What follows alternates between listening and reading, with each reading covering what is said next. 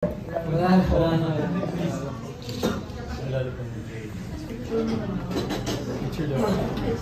So, of course, we have your 1621 joining us. So, syempre, I'm sure you guys are all curious to get to know 1621. So, who would like to start our quick Q&A with the media? Anyone representing the media? Go. Ayan. Bakit daw natanggal yung BC 1621? Last January po namin we decided to drop the BC na din.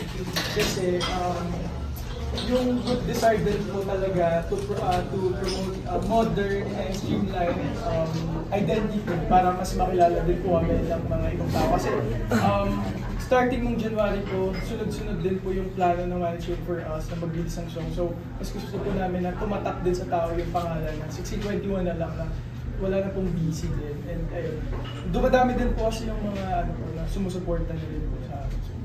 Saan ba siya nanggaling in the first place? 1621 po is an angel number, which means success, fulfillment, and new beginnings. Since new beginnings po, galing po kami sa isang reality show sa ABS na lahat po kami, hindi po kami yung nanalo.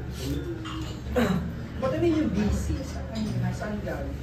Yung BC po, iba-iba po kami ng meaning before eh. So, meron po kami kanya-kanyang meaning like beyond complete, aiming for perfection, boldly captivating. So, we decided to para mas maging simple na lang, mas mabilis tandaan, hindi na siya maging complicated for fans.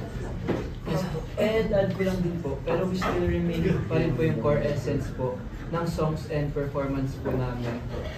While we enter po yung new era, while we enter the new era of our music. And signal na din po para mas maging bold impact po sa P-pop scene.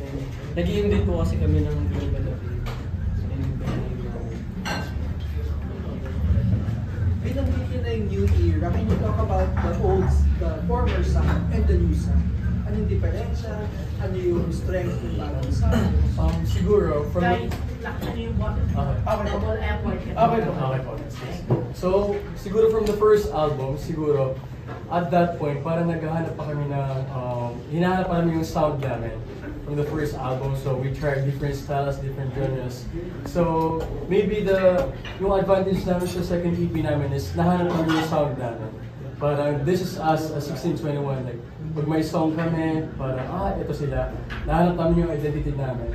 Nahanap namin yung songs namin for us.